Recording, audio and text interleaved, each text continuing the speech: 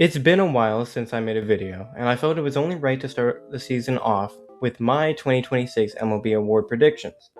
My 2025 award predictions went pretty good, all things considered, but I found it to be a little bit boring. So this year around, I want to set some guidelines. I cannot pick the same player for an award that I picked last year, and I also cannot pick the player that won that same award last year. I also have decided to predict 5 awards this year instead of 4: Rookie of the Year, Batting Title, Reliever of the Year, Cy Young Award, and MVP Award, in both the American and National League.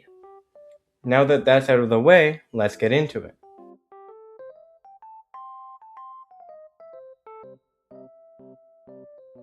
Starting off with the American League Rookie of the Year.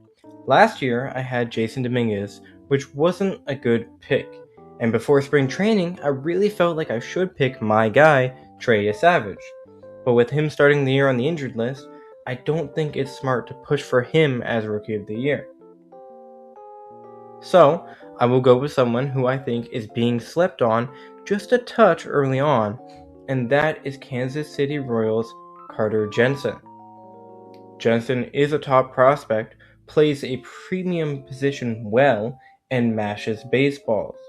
I think there is definitely some shine on catchers in the eyes of voters, which can only help Jensen's case for Rookie of the Year. He didn't hit amazing in spring, but spring stats don't matter, right? Either way, I think he can hit his way to Rookie of the Year level production. My National League Rookie of the Year pick in 2025 was the worst pick of mine by far, and I don't know if I've learned from my mistakes in 2026. I watched every game Team Canada played in the World Baseball Classic, and one guy I have grown to love and loved even before the Classic is Owen Casey. Now, I do have some concerns about how the Marlins will handle Casey.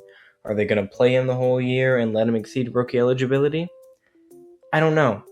But a small part of me feels like the Miami Marlins may have a small chance at a wildcard spot this year, and if they also believe that, they should have the hulking slugger play as many games as he can in 2026. Casey hits the shit out of the ball and gets compared to Kyle Stowers in a lot of ways, so I am very willing to risk my pick on my fellow Canadian. I also want to note that I think Andrew Fisher will be with the big league club by the end of the year due to his sheer tenacity.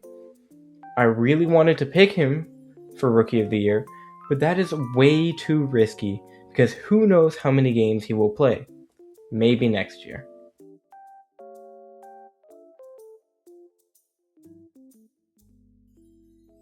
The batting title is a weird award to pick because not only does the player have to play the majority of the games in a season in order to qualify, but they also have to consistently hit well throughout the entire year.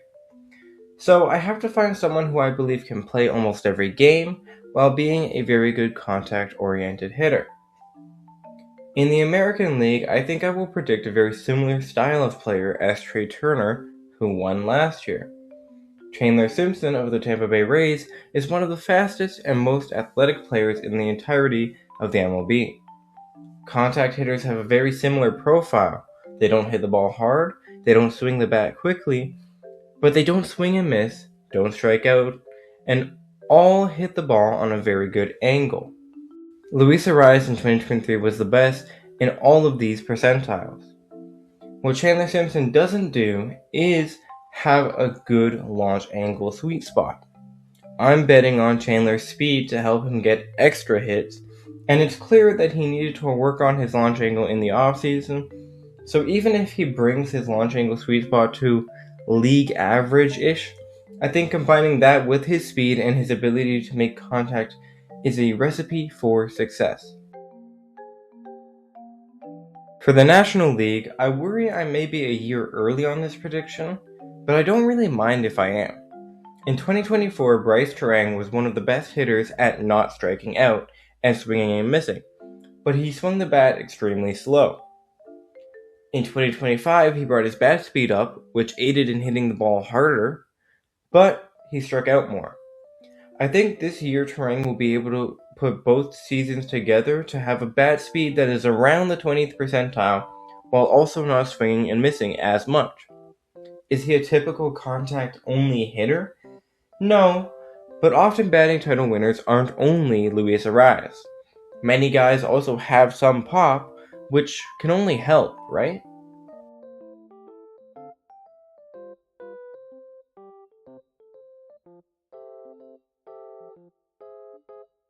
I didn't predict the reliever of the year last year, and I am excited to see if I can get any of these right this year. For the American League, I want to select a guy who seemed like he was going to win it for the first half of the year last year, in Andres Munoz. Munoz had a career year in 2025 with a 1.73 ERA in 62 innings with 83 strikeouts. The story of spring training was the fact Andres Munoz added a kick change to his pitch arsenal, which looked lethal in spring training. However, in the regular season, he only threw 22 changeups the entire year. I think Munoz didn't have a feel for this pitch and wasn't comfortable throwing it in season, which he had plenty of time to work on in the off-season.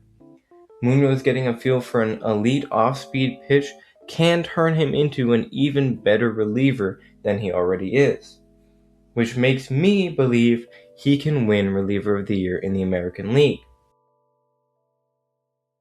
The National League features many elite relievers like Edwin Diaz, Devin Williams, and Mason Miller, but I don't think I want to predict any of these guys to win this award, and that's because I think Yohan Duran's year to win is 2026. Duran is so nasty, it's insane. Like, if there was one pitcher I genuinely have no idea how anybody gets a hit off of them, it's Yohan Duran. This dude throws 100 with two different pitches, a four-seam and a splitter, that StatCast views as a sinker because of how hard it's thrown. Add in a nasty sweeper and knuckle curve, and you've got an unstoppable force. I really don't have any underlying stats or narratives to back this up. All I know is Duran is playing on a Phillies team looking to win and win big, and I really need Duran to bring his A stuff this year.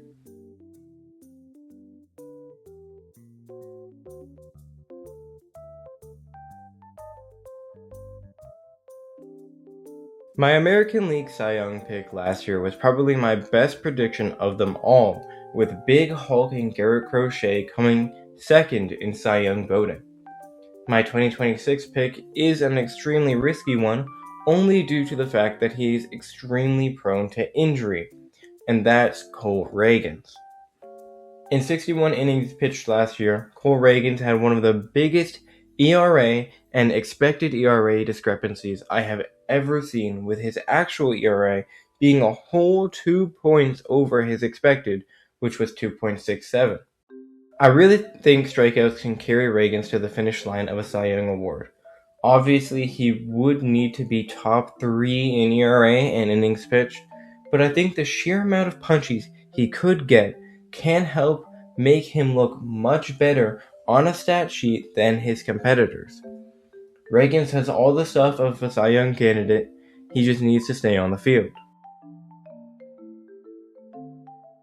My National League Cy Young pick for 2025 was Zach Wheeler, who I really hope wins one this year, although I'm unable to predict him to do so.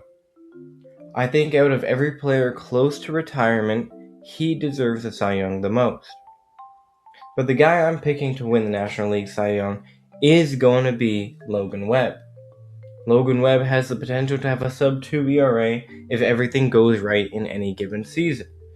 He also has the ability to have a 4 ERA in any given season.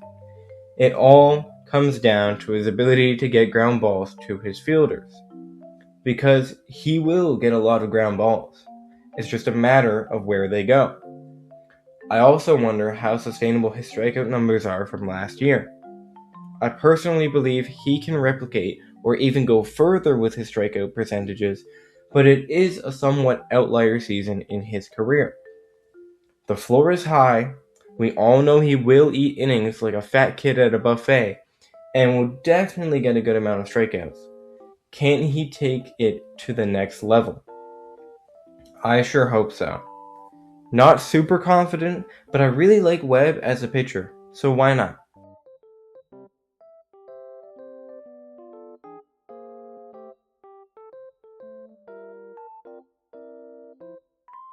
MVPs are the most important award a single player can win in a year.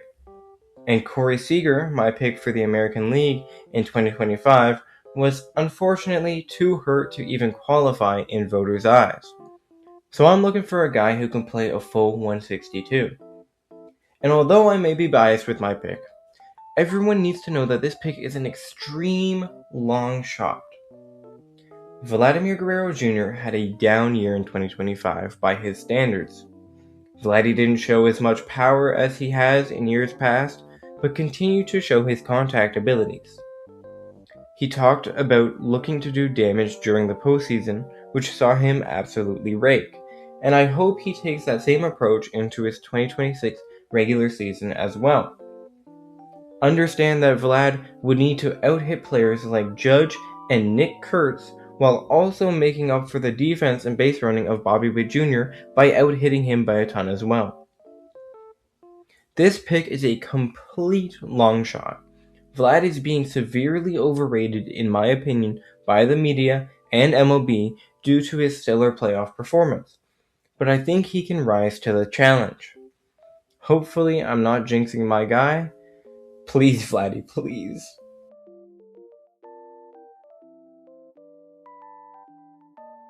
The National League MVP award is going to be a lot more difficult for me to pick, surely due to the fact that the person who wins would need to take Shohei Ohtani down, which feels impossible. And who better to take on an impossible task than a guy who set his own record en route to an MVP in 2023. Ronald Acuna Jr. is coming off 2 major knee injuries and is looking to have a bounce-back season. If there is anybody who can take down Ohtani, it's the guy who has the ability to steal 50 bases while hitting 40 or more home runs. Do I think the Braves and Acuna will allow him to steal 50-plus bases? No, not really. But I do think that if Acuna can bat over 300 while hitting 40 bombs and stealing 40-ish bases, which would have led the league last year, he could make up for his inability to pitch the baseball. I would have picked Soto here, and I do think he definitely has an MVP in his bag, but he's strictly a hitter who had a really good year at selectively stealing bases in random spots of the year. I just think more versatility and athleticism will be required from a player who plans on stealing the crown from Ohtani.